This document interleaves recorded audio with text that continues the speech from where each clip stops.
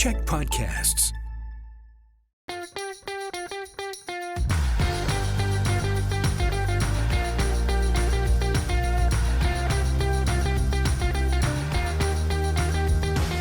Hey everyone, and welcome to a special edition here on Political Capital. I'm your host, Rob Shaw from CHEK News. A different format this week. We are bringing you an all-candidates debate in the riding of Langford-Juan de Fuca. We will hear from the candidates representing the major parties on some of the top issues facing voters today. If you are watching us on CHEK TV, an extended hour-long version of this complete debate is available on our YouTube page, our free CHEK Plus app, or also as an audio podcast.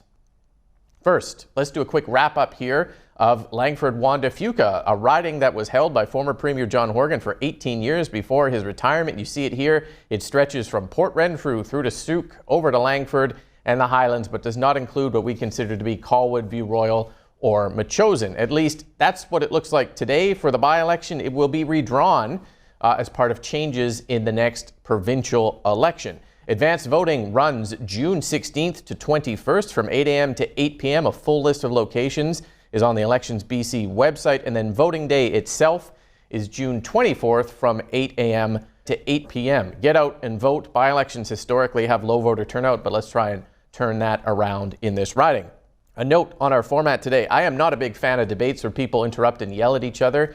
You don't learn anything that way, and that's not going to be what we're doing here today. Candidates will have a minute to respond to questions about various topics I'm asking, and then there'll be a section where they can ask questions to each other.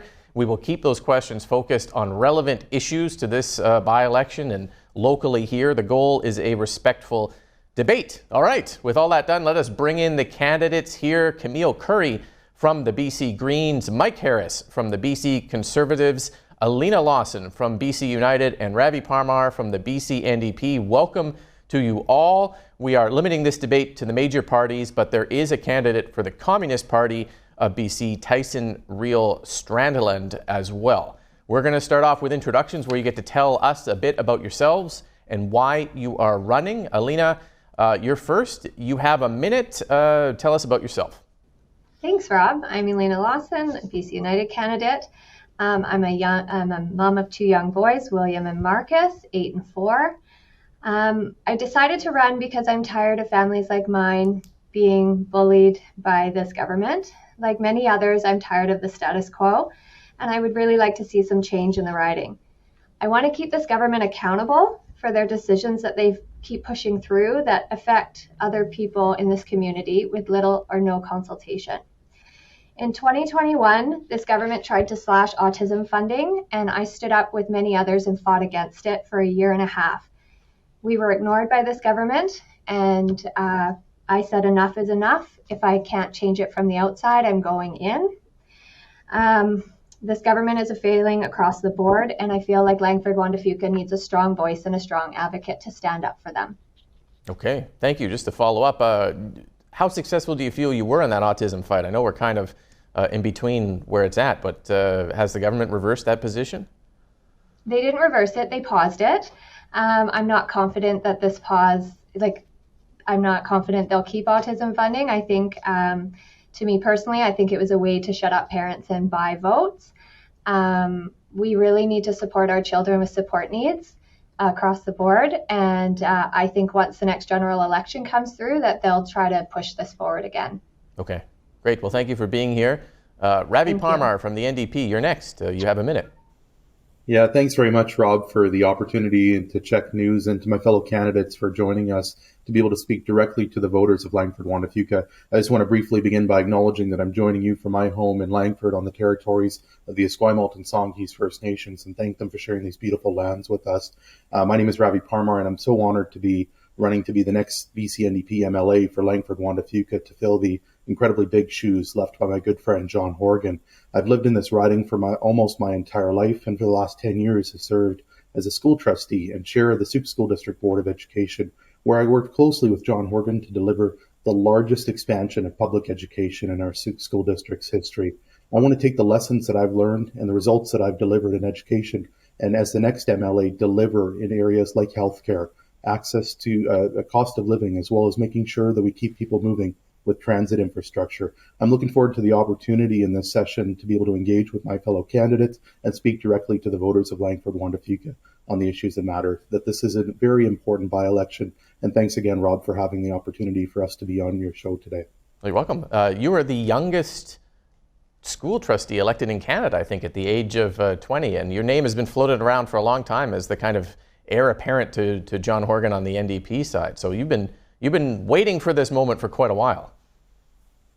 Well, I've had the honor of knowing John Horgan for a number of years. I first met him as a grade 5 student at Millstream Elementary School, and he's been a true mentor to me throughout my high school career when I was a student activist at the old Belmont Secondary School, and a mentor for me for the last number of years as a school trustee and when I served as chair of the Board of Education. So it's been an honor working very closely with him to deliver on clear infrastructure needed in our community after 16 long years of inaction and no investments by Kevin Falcon and the previous government. So I'm honored to be working very hard to fill his big shoes. Okay, great. Thank you.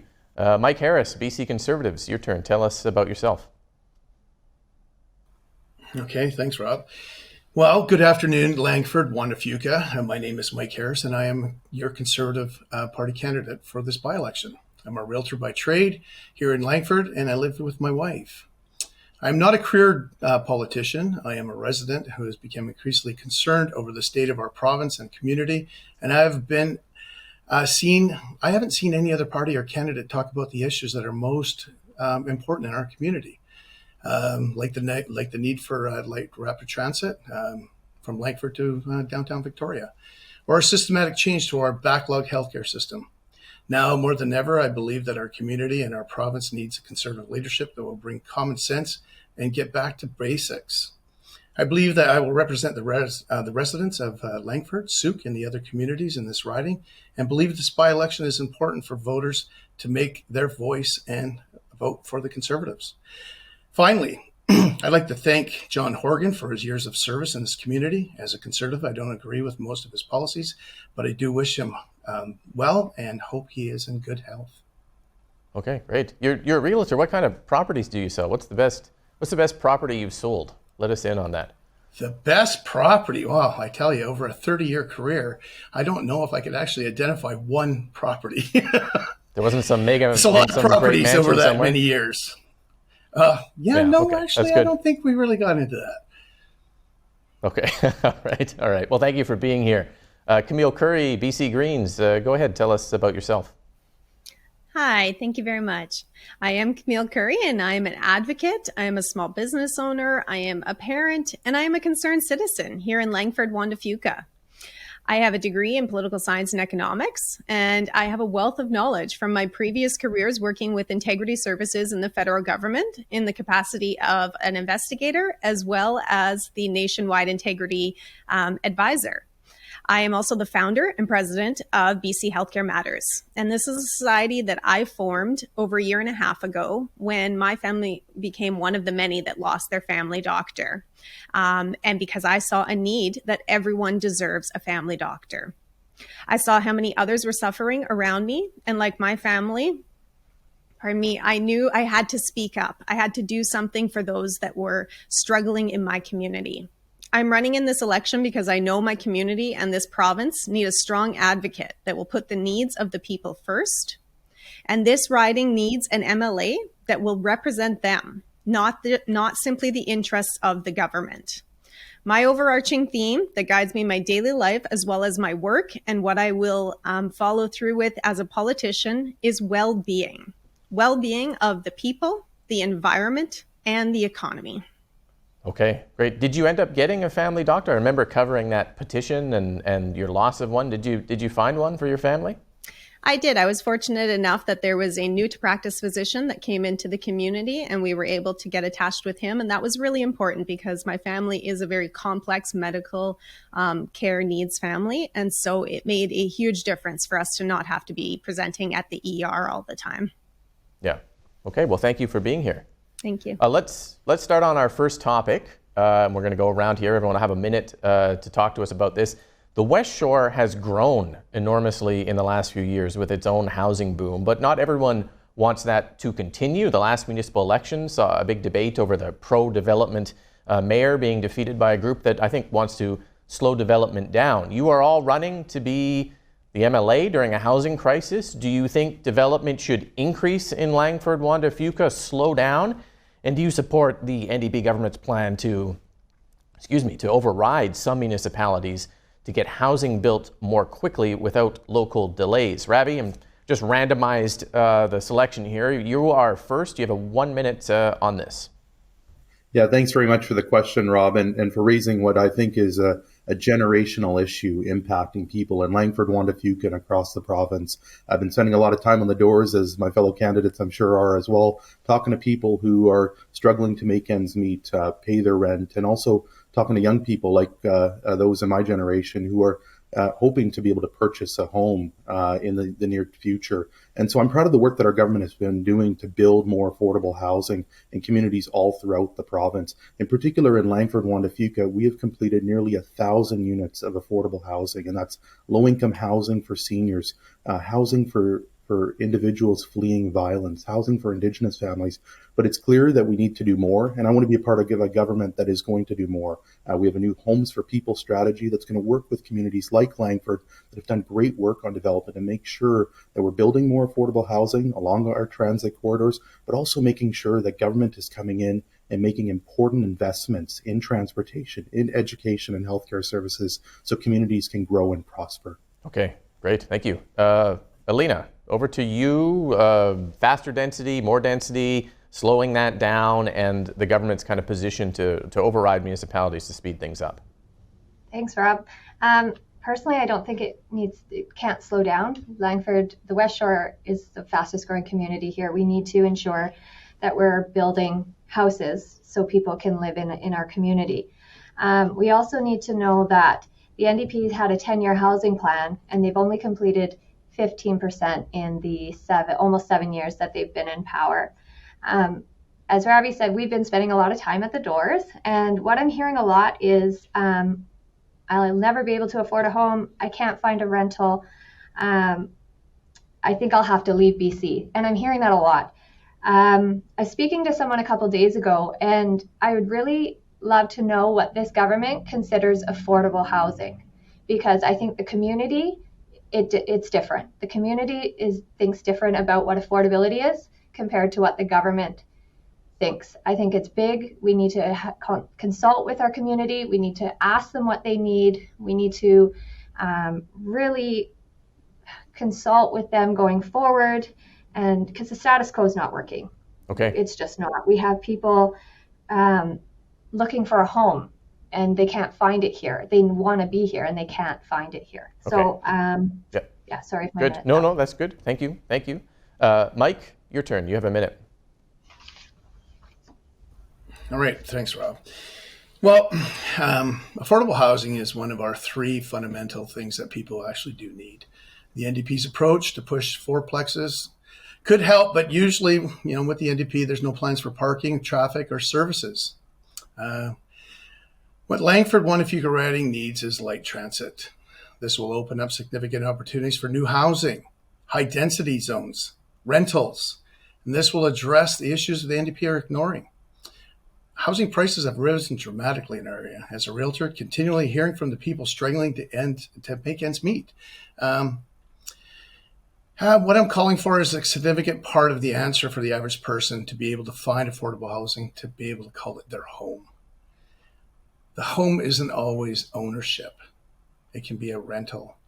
This is the right approach in our area to put people into the center of our decisions. Okay, great. Thank you. Camille, more density, faster density, slower density, and the municipal housing override policy of the government. So I think that suggesting that if we just build more houses and all will be well is a very dangerous approach to take and a dangerous statement to make. The BC NDP seem to want us to believe that applying pressure on municipalities is that they are doing this in the interest of the people. And what I'm hearing at the door and what my opinion is that this community actually needs an MLA that will be willing to speak up for the interests of the people, not just an MLA who will support the government policies being put forward. We need to develop a variety of housing options to truly address the housing crisis that exists in our communities. And that means all the way from co-op housing to high-income housing. We need to plan for the future as well. We need to not only just respond to the present and to the current crisis that exists.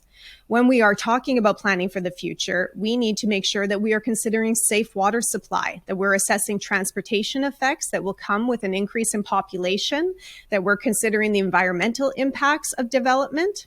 And the development plans themselves need to take into consideration the safety of communities and the right to education and healthcare, as well as the transportation demands that will need to be addressed and any financial implications that can fall onto the municipalities. This is definitely a topic and a conversation that needs to require multiple levels of conversations across government.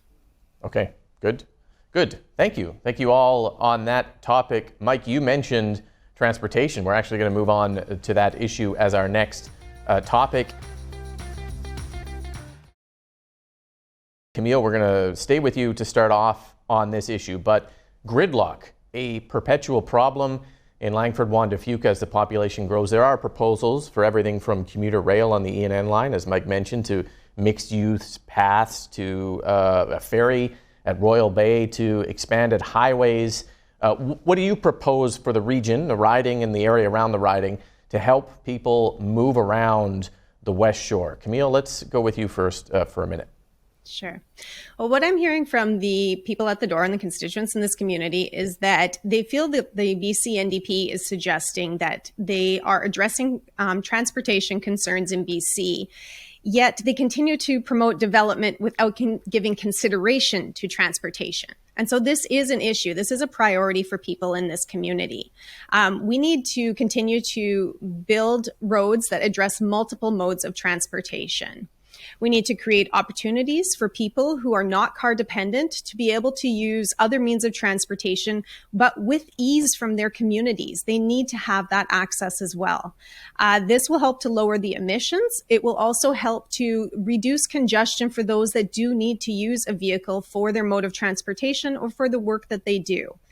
This government loves to say that they are investing in infrastructure, but one area where we desperately need infrastructure investment is in public transit. And this latest budget has next to no expansion in that area. So this is a real concern for me. I agree with you that the EN rail is an option that we need to continue to explore. We need to be able to use this passageway to address some of our transportation needs. And the key thing is that transportation is something that we need to have under constant review, especially if we're going to increase our population sizes, because we will feel the impact there. Okay, great. Mike, you mentioned the commuter rail option. I know that you've been talking about that. Take us through that option and other solutions you have for gridlock here in the West Shore. Well, I'm very excited to champion light rapid transit for Langford and the surrounding areas to the downtown Victoria. It is a huge commitment, but I think it's really necessary in our riding. For decades, the BC Liberals, and or as they call the United Party right now, much ignored the traffic problems of Vancouver Island. And now that the NDP takes the area for granted, they have done nothing that's actually in this area, for just like Camille just said. As one of the fastest growing areas in the province, we have outgrown our traditional transportation issues. And if you sit in the morning and you go into rush hour traffic, you'll see what I mean. Light rapid transit is an enormous advantage to our area and allowing better potential, and most importantly, getting people out of their cars and less stress into their environment and a better quality of life. It's the right thing to do. The Conservative Party is determined to fight for this in Vancouver Island and show the people that we're committed to improving the quality of life. And this is my number one priority, and will deliver LRT to the people of Langford-Juan de Fuca. Okay, great. Thank you. Elena? Thanks, Rob. As you said, the West Shore is one of the fastest growing communities. We need to ensure that we have proper infrastructure and transportation options to get people to and from where they need to go. We need more options, but we also need to give viable options and understand that there is a need for people to be in their cars. There needs to be fulsome consultation with the community to know what their needs are. We need accessible options and not just take them away. And when I speak to that, I speak to the Blink bus. taking away the 50 route has taken away accessibility to a lot of people. And I also would love to see a commuter train from Langford to Victoria. There's another issue with the school bus issue. We're short bus drivers, and that means when the school buses don't run, that means the parents are now trying to get their kids to and from school. I know we can do better on transportation, but the first step is knowing what our community truly needs and not the government knows best approach. And I look forward to working with the community on this. Okay, Ravi, last to you on this gridlock in the riding. What's the solution? Yeah, thanks very much, Rob. And I'm proud of the work that our government has been doing to keep people moving. Look, after 16 long years of Kevin Falcon and the previous government, we saw zero investments in transportation infrastructure in this community. And just in the last several years, we've seen record investments, whether it's four-laning parts of Highway 1 or Highway 14 that are just opening up and being safe commuting options for people in Souk. There's a lot more investments that are forthcoming, and one in particular that I had an opportunity to enjoy just a couple of weeks ago was the Blink service, the new 95 rapid bus, 20 minutes from downtown Langford to downtown Victoria and back. And it was a great opportunity to talk to voters about this new service as well as the need to do more. I want to make sure that we're expanding transportation services all throughout our community, making sure that we have different modes of transportation. I was proud of the work that David Eby did very early on in his tenure as Premier to give $1 billion in money to municipalities to make investments, and particularly Langford received $16 million and Souk received nearly $5 million for investments in transportation infrastructure, as well as a whole host of things like sidewalk and active transportation dollars. There's a lot more work we need to do, and I want to be a part of a government that keeps delivering for the people of Langford-Juan de Fuca. Okay, thank you. Let's move on to the next topic. If you stand outside the Urgent and Primary Care Center in Langford, it is basically full the moment it opens. Every day there's lineups. Family doctors in the West Shore have retired or closed. I think everyone widely acknowledges now that our healthcare system is in a crisis. One MLA cannot solve this alone, obviously, but it's the opportunity for voters to hear ideas and pick and choose what could be some realistic solutions here to help people in Langford-Juan de Fuca actually get medical care that they need. So let's go around and talk about your proposals in that area to help people either find a doctor or access care. Elena, why don't you go first? You have 1 minute. Sounds good. So I'm just going to jump to what BC United released last July, which was a 30-day action plan to address primary care crisis. Some of that included updating and simplifying the fee schedule to reduce complexity and time wasted, allowing more collaborative team-based care, and accelerating the accreditation process for foreign trained doctors, providing increased compensation for the unpaid work and indirect care. There are a lot more bullets to that, but I also wanted to speak of that we do really need to support our nurses and doctors, and we do need to ensure that we have resources and incentives to keep them here in BC and also to bring new professionals in.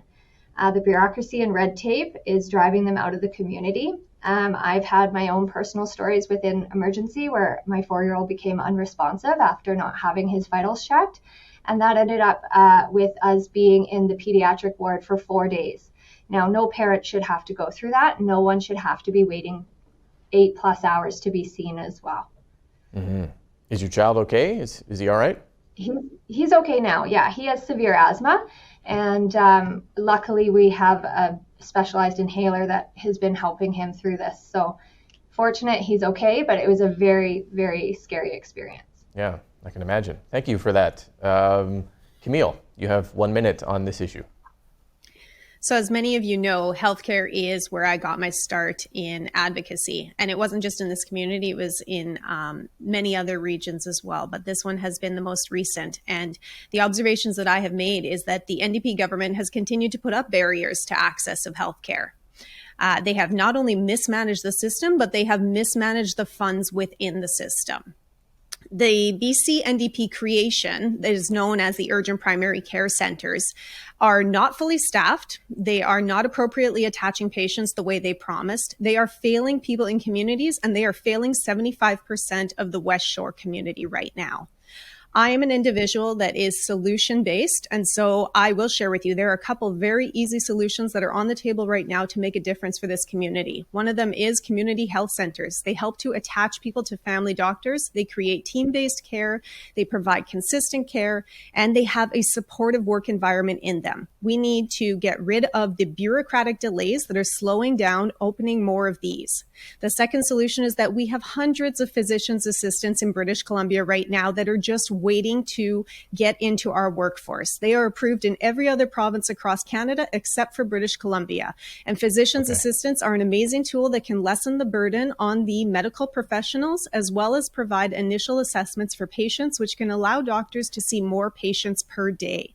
So I say to everybody that's listening, if you want to send a clear message, you need to elect an MLA that will represent your healthcare needs. Okay, remember, it's a minute. It's a minute. Now I feel bad for Ravi. You got to come up next, Ravi. I'll tell you what, you have a minute and 5 seconds. We'll throw 5 extra seconds thanks, on there. Rob. What do you talk about healthcare for us? Yeah, you bet. Well, look, I know that healthcare is an important issue that I talk to about voters everywhere I go. And I'm proud of the investments that our government has made in the urgent primary care center to fill the gaps left by Kevin Falcon and the previous government. I'm also really proud of the new community health network and center that's opening up in Souk, being delivered by an NDP government that Camille was speaking to as well. Look, there's a lot more that we need to be doing. Foreign credentials is something that Elena talked about. We're taking action on that. We're fast-tracking doctors, moving from other jurisdictions to be able to practice here. We're making investments to train more doctors and nurses, like the new medical training center in Surrey. And lastly, we need to make more investments in affordable housing as well as childcare, because we need to create positive communities where doctors and nurses can come, live, play, and learn, and also do the important work they do. And so hopefully that was under a minute, Rob, but there's lots of work that needs to be done, and it's certainly a multifaceted approach. And I'm happy with the work the government's been doing on this, and clearly there's more that needs to be done, and I want to be a part of a government that delivers more. Okay, thank you. Mike, what are your thoughts on what can you do as the MLA to improve healthcare in the riding? Well, I honestly think that the BC healthcare system in our province, as being one of the older candidates here, has been declining for years. We're facing a crisis today in government that we won't acknowledge. We need to completely just rethink the whole healthcare system. To start with, we need to bring back the 7,000 healthcare workers that were fired due to the governing mandates and the personal medical decisions. They need to be hired back right away. Healthcare should be focused on delivering for patients, not on a broken system. The work environment for healthcare is toxic. People are overworked, understaffed, frustrated. They don't feel supported by this government, especially on Vancouver Island. The government has essentially argued that the system is more important than patient suffering. This has to change. Bill 36 has only increased the friction between the health providers and the government. It's a draconian system that they want to bring in, and it needs to be repealed. The vast majority of healthcare workers have not been told anything about this. Massive changes, how the healthcare is governed, should be an undertaking without significant engagement. Okay. We need to prioritize access to the healthcare for British Columbians. And like I said, I am the oldest candidate here. And one of the things that I'm getting from a lot of people out there is, and I'm speaking for them, they're basically saying, if I need a hip replacement, I don't think I can get that under this system. I don't think I don't know what to do. Yeah. Nope, that's good. I got to stop you there, Mike. That's remember, it's just a minute. It's just a minute for everybody. But you're doing pretty well. You're doing pretty well in the time. But I appreciate it's a short amount of time. We still want to try and get everyone in here before before we run out of time. So I appreciate that. Thank you, Mike. On a somewhat related topic here, let's just go into the overdose crisis. We're in our 7th year of the toxic drug crisis. It is not a problem confined to the downtown east side or Pandora Avenue in Victoria. 80% of the deaths have been outside of those areas in communities like Langford, where the overdose crisis and toxic drugs are the leading cause of unnatural deaths in BC, more than car accidents or homicide. So what do we do to address this crisis in a community like Langford-Juan de Fuca? Mike, we're going to stay with you and start with you for a minute on this. Well, that's good, because you know what? I'm not going to read off this piece of paper that I've written down. I'm just going to go off the cuff. We got a problem out there. I've actually lived in this problem. I've seen it myself. I've seen this approach. And I'll tell you something, there's no such thing as a safe drug supply.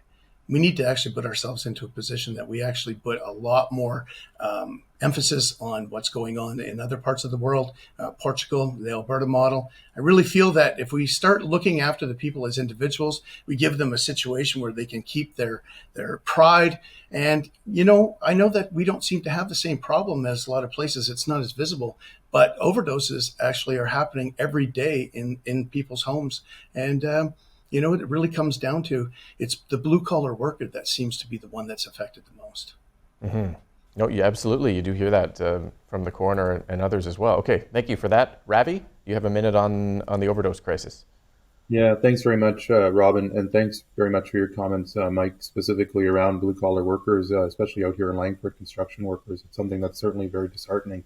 Look, too many lives are being lost, and there isn't one magic bullet or one magic solution to be able to address this toxic drug crisis. We need a multifaceted approach and all fronts one, and I'm proud of the work that our government has been doing on this. Prior to the pandemic, overdose deaths were down nearly 36% in 2019, the first time since 2012. And we need to make sure that we're doing more work now in regards to that. We need to have a comprehensive approach. We've invested nearly $1 billion in mental health supports, more treatment beds, as well as looking at affordable housing and helping people transition. One area that I'm particularly happy that the government has taken real action on is making sure we're supporting our young people transitioning out of care. Under the previous government, young people would leave. They would end up on the streets and unfortunately in many cases would end up in harm's way. And I'm proud of the work that Mitzi Dean and our government have done to ensure that we're increasing the wages as well as increasing the age of people being able to transition out of government care, foster students. Lots of things that we've done, a lot more needs to be done. Okay. Camille, there are still record number of deaths every month, it seems. What do we need to do to get a hold on this situation? Yeah, well, the BC NDP has provided safe supply due to the amount of deaths, as you say, that are occurring. But that's only a fraction of the problem. And so what we need to also look at the other contributing factors that cause drug use. We also need to be seeing significant investments in supports to address those causes. So we need more investment in treatment beds, in mental health services, and in education on helping these individuals transition into a life that is a new way of living for them.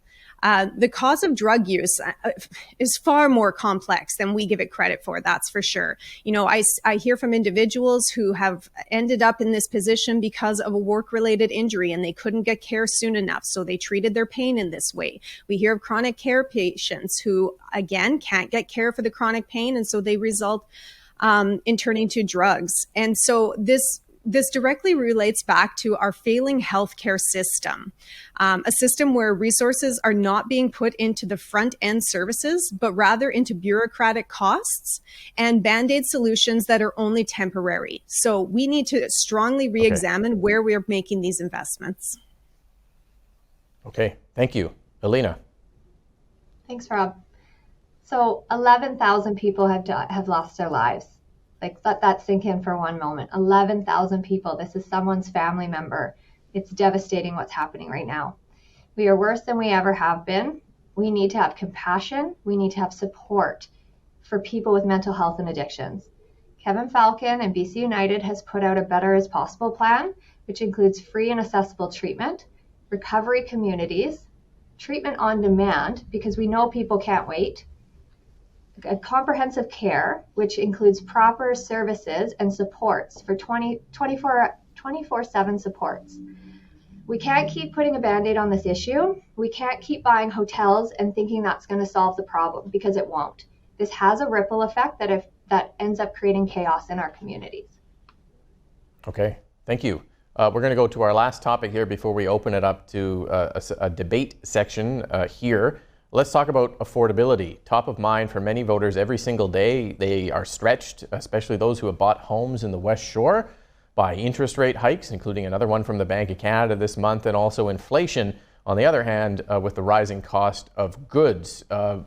Again, a very large issue, but as someone running for office, is there something you would do to help people on affordability, to give them a break or to assist them some way financially during this difficult time? Ravi, let's start with you on that. You have 1 minute. Yeah, thanks very much for the question, Rob. And we all can agree on this platform that global inflation is driving up costs and squeezing people's budgets. And to directly answer your question, what I wouldn't do is what the BC Liberals did, and that was give a tax break to the top 2% and made all of us pay for it. What I wouldn't do is double MSP premiums and take away money from ICBC and then make ratepayers pay more. What I wouldn't do is cancel the speculation tax, cancel the ICBC changes, or raise the maximum rent increase. What I'm proud that our government is doing right now to make life more affordable for people is delivering childcare savings up to $900 per month per children that is being saved for many households throughout Langford-Juan de Fuca. We're boosting the BC Family Benefit this July. We're providing the Climate Action Tax Credit this July, which is going to provide an extra $400 per year to families all throughout Langford-Juan de Fuca. We're providing free prescription contraception. And the last piece, again, I was on that rapid bus and I saw young kids on there jumping on the bus with their family members, delivering free transit for kids 12 and under, which is saving families on average $650 per year per child. Okay, thank you. Camille, you have a minute on affordability. So affordability is an incredibly complex question. And frankly, if anybody thinks we can answer that completely in 60 seconds, they're mistaken. But it is a pivotal topic that we need to keep discussing. If we have any hope of providing affordable housing options, we need to continue to provide many options, which go from all the way from cooperative housing up to high income housing. But for many, affordability actually goes beyond that. Their affordability issues may revolve around the cost of prescription medications, the transportation costs, childcare costs, fuel and grocery costs these days. So I think it's incredibly pivotal that we keep having conversations with constituents so that we can understand where their greatest challenges are, so that we can address those needs. And the BC Greens have taken some steps in that direction. They have called for free transit for everyone under the age of 18. The BC Greens were also part of developing the affordable childcare option. But that was only one piece to that problem. What we hear right now is also availability. People need to be able to have somewhere to take their children for care, because when that doesn't happen, people can't return to their jobs, and that affects their affordability. So we've made some progress on affordability in BC, but we have a really long ways to go still. Okay, Mike.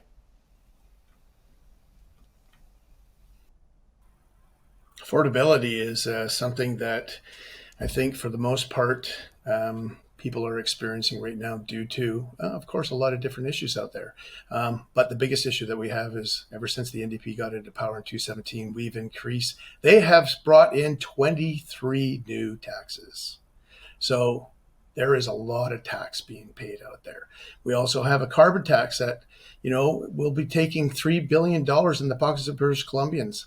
So we're talking a lot of money here. So I think that one of the things we want to do is, I believe in this country, and I came from this, you work hard, you should actually be able to make some money, not just basically pay and scrape and scrape and scrape.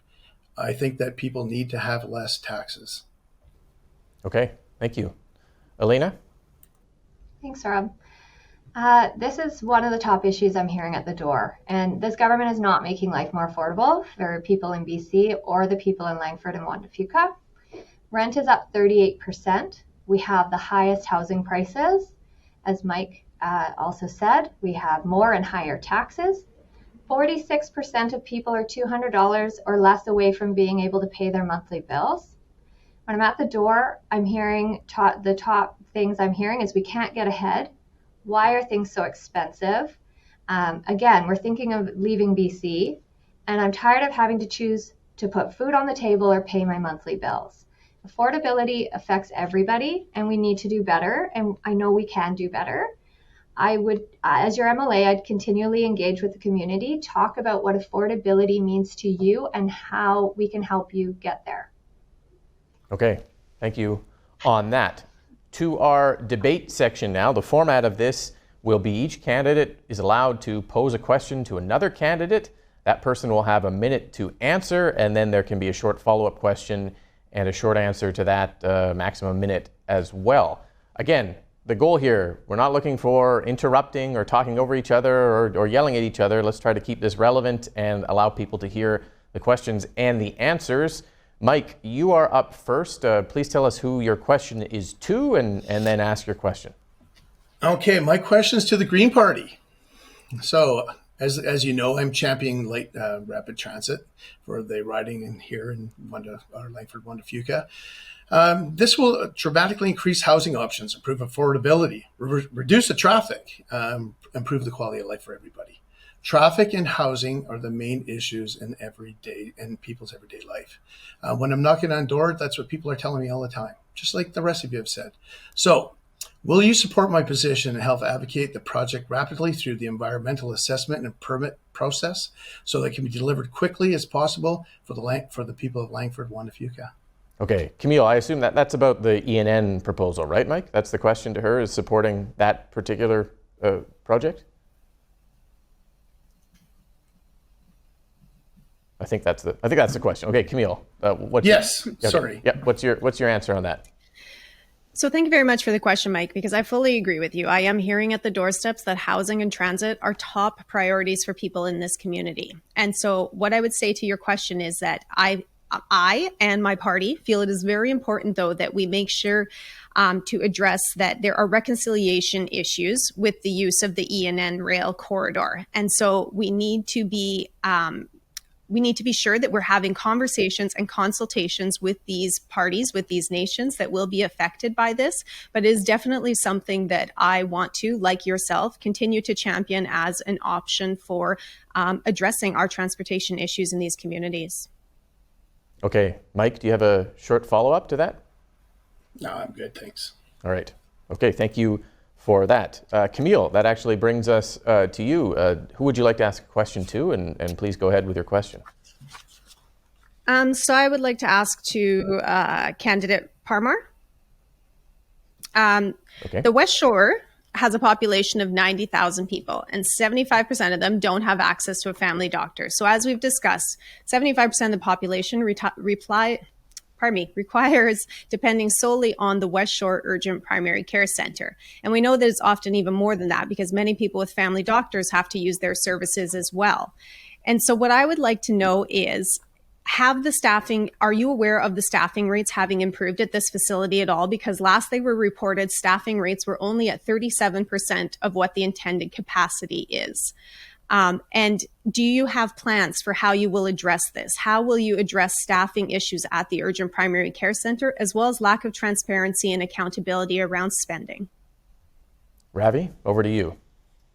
Great. Thanks very much, Robin. Thank you, Camille, for the question and for raising this really important topic. And I was really heartened to hear earlier that you and your family have access to a family doctor. I know it's a challenge that many people face. It was certainly a challenge that my household faced, and we're very lucky to be able to be in a position to have a family doctor. I'm proud of the work that our government has done to open the Urgent Primary Care Center on Goldstream Avenue to be a useful service for people. But I also recognize that it fills up quite quickly, and we need to do more. I'm proud of the work that we're doing to open up a new Souk Community Health Network out in Souk, just on Wadham's Way behind the Western Foods there. That'll be opening up in the next year or two once construction begins. But there's more work that needs to be done.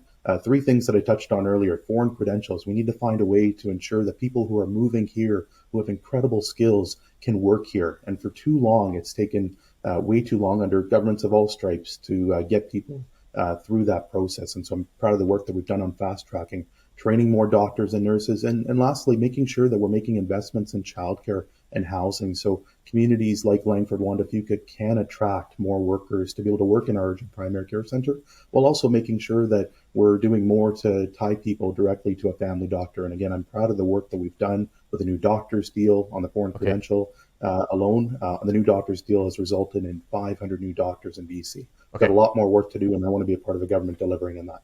Good. Camille, would you like to follow that up? Yes. So I did have the opportunity actually last week of just meeting with the group that is the ones creating the Souk Community Health Center. And a point that they made to me was that it has taken several years. I believe it was even closer to 5 or 7 years for this to come to fruition. And so do you believe that that is an acceptable timeline for how long it takes community health centers to be open, as opposed to urgent primary care centers that continue to pop up every 6 months or so in our communities? Ravi? Yeah, thanks very much. Oh, sorry, Rob. Good to go ahead. Okay, thanks very much, Camille, for the question. I'm so proud of the work that Mary Dunn, Rick Robinson, and the individuals that were responsible for the Souk Community Network, as well as Mayor Maya Tate and all those out in Souk, were advocating for a number of years. In the past, they tried to speak to Kevin Falcon and the previous government, and doors were closed on them.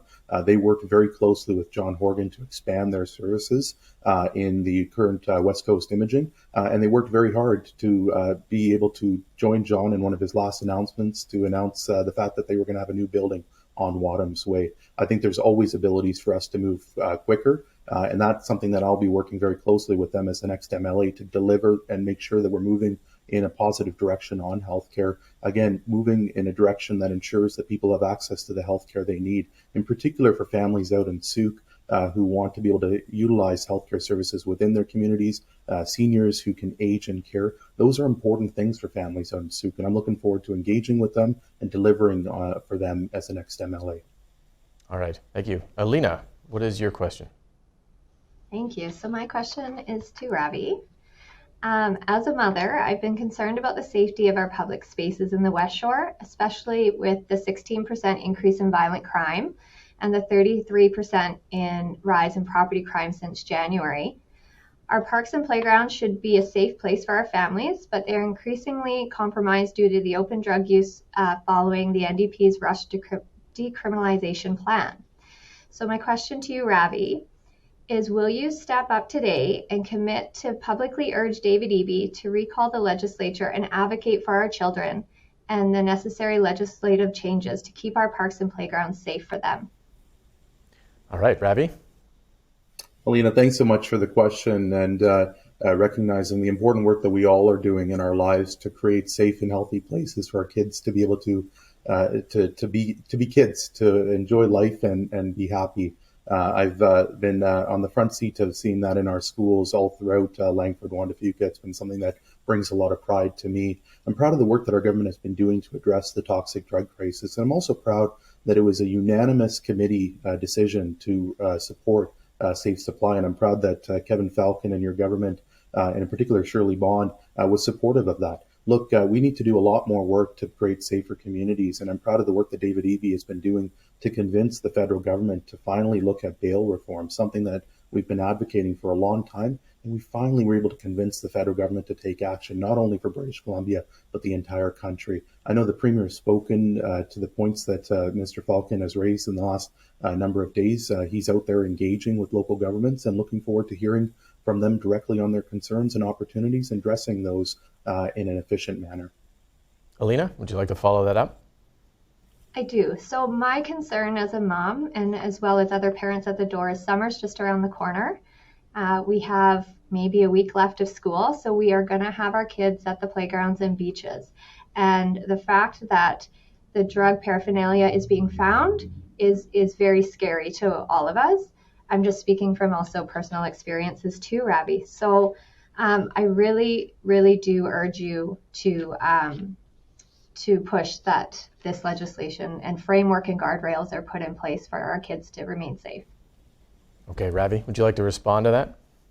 Yeah, absolutely. Alina, thank you very much for raising that. And certainly as the next MLA for Langford-Juan de Fuca, I look forward to sitting down with you and talking to you and other parents about the challenges they face. You're absolutely right. The weather looks fantastic right now. There are a lot of young people out on playgrounds and out on beaches and lakes all throughout this constituency. So what I love about Langford-Juan de Fuca is there's an adventure wherever you go, whether you're out in Langford, Highland, Souk, all the way out to Port Renfrew, where I was last week. And so I'm looking forward to engaging with parents like yourself to talk about the issues and make sure that we're working together to deliver solutions for the people of Langford-Juan de Fuca. Okay, Ravi, it is your turn. Do you have a question for one of the candidates? I sure do. My question as well is to Alina. So right back to you, Alina. My question is with regards to the work that you're doing as now a candidate for Kevin Falcon's United Party. Now, I've been a strong advocate for education my entire life, overseeing the largest expansion of public education in our school district's history. 2,200 new seats, a new middle and elementary school that just opened in the last few months. I want to speak directly to you and Alina and ask, I think the voters would like to know where you stand. Where in Langford-Juan de Fuca would you build a new school or expansion? All right, Alina. Thanks, Ravi.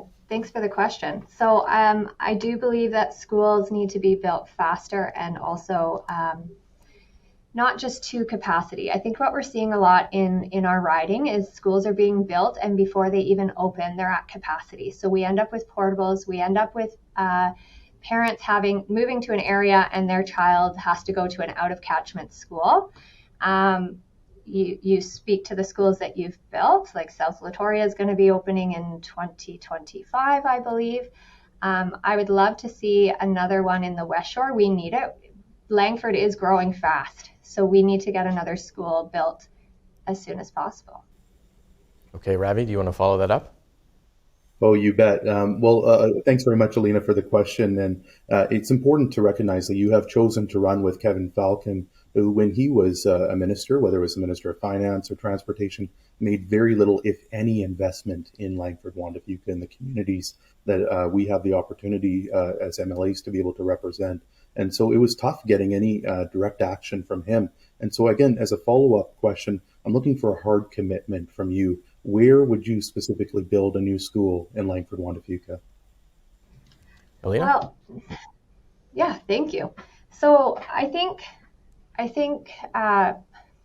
do I know exactly where I would put one? To be honest, not right now. I don't. I think we have to speak to the community and know where the need is. You've been school board chair for 10 years, so you do have that upper hand than I do. I also believe that we're looking at 6, almost 7 years of an NDP government where, our kids can't even go to the schools in their catchment. We have our healthcare crumbling. I had the door shut on me throughout the autism advocacy. I've talked to a lot of people that have said, the NDP has shut the door on us. And as the MLA for Langford-Juan de Fuca, I will be the voice. I will be a strong advocate for the community and bring their voice into the BC legislature. What I love about BC United is they're open to ideas. They're open to conversation. And I feel included this is why I joined BC United. Okay, great. Thank you for that. And thank you to all of you for your questions back and forth and for your discussion of the issues so far. Let's go to closing statements here. Everyone has a minute to talk a bit about wrapping things up and their final pitch to voters here that they would like to attract to their campaigns. Camille, let's start with you. Give us your final thoughts here. Sure. So there's a common theme with the BC NDP government, and it's that they don't listen to experts and they do not implement plans for prevention, but rather wait to respond too late and simply address crisis. They have demonstrated this with old growth by imposing deferrals and delays, but not implementing action. They have demonstrated this in healthcare by throwing money at Band-Aid approaches, but not addressing front-end issues like toxic work environments, preventative medicine, and basic access to a family doctor. All the while, it is the people of BC who continue to get more and more sick and pay the price.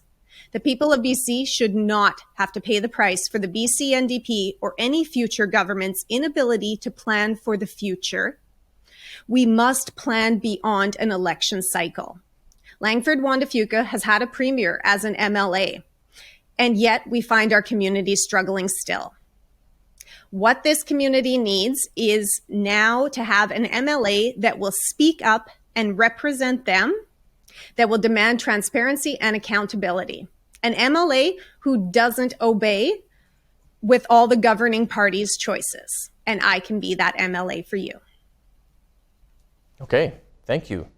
Mike, let's go to you now for our closing statement. Thanks, Rob.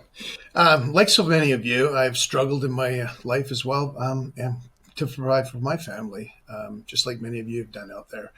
I am a proud grandfather, and I want to see my grandchildren have the same and better opportunities that I did. We're not heading in the right direction with the NDP. Affordability, healthcare, crime has never been worse. Our education system has completely lost its focus on academics. Without Site C and LNG, BC's economy would be the worst in the country. Government has grown. Taxes are higher. The average person is losing hope. Going back to the BC United Party is not the answer for BC. We need a fresh approach. BC needs a political party that will always put you first. The average person should be at the center of every decision. The Conservative Party is the only party offering a very different vision for a prosperous BC. Join me in fighting and vote for the Conservative Party of BC to deliver real change. Thank you. All right. Thank you, Mike. Ravi, your turn. Well, Rob, thank you very much to you and CHEK News for providing the opportunity for myself and my fellow candidates to speak directly to the voters of Langford-Juan de Fuca. I'm asking for your support in this very important by-election. I spent my entire life fighting for this community, whether it was at the old Belmont High School on Jacqueline Road, you may remember the one filled with duct tape, or as your school board chair, where I worked very hard with John Horgan to deliver the largest expansion of public education, new schools and infrastructure for our community. And now I want to continue that work as your next MLA, delivering not only on education, but also on other needs such as healthcare, housing, transportation infrastructure, and a whole host of other issues and opportunity in Langford-Juan de Fuca. If you share in my vision, please vote for me, Ravi Parmar, in the advanced polls or on Election Day, June 24th. Thank you so much. All right. Thank you. Finally, to you, Elena. Thanks, Rob. As your MLA, I will take the passion and persistence I used in the autism advocacy to fight for what our community needs, to ensure our community stays safe, and as well as our children are kept safe. I will be your voice within the BC legislature and hold this government accountable for their poor policy decisions that they continue to make. Status quo is not working. We don't need someone to toe the party line. Our community deserves better. It's time for a change. It's time for our voices to be heard again. Vote Elena Lawson on June 24th. Great. Thank you very much. Thank you to all of you, the candidates, for being here. Thank you to the viewers for watching. This debate will remain archived on the CHEK YouTube page, CHEK Plus apps, the CHEK website, as well as airing on television. Remember, please get out and vote. You have a number of good candidates to choose from here. They've all done a great job in articulating their positions. By-elections do typically have that voter turnout, but let's prove them wrong in Langford-Juan de Fuca this time. Thank you for watching, and we'll be back next week with all the latest on BC politics here on Political Capital.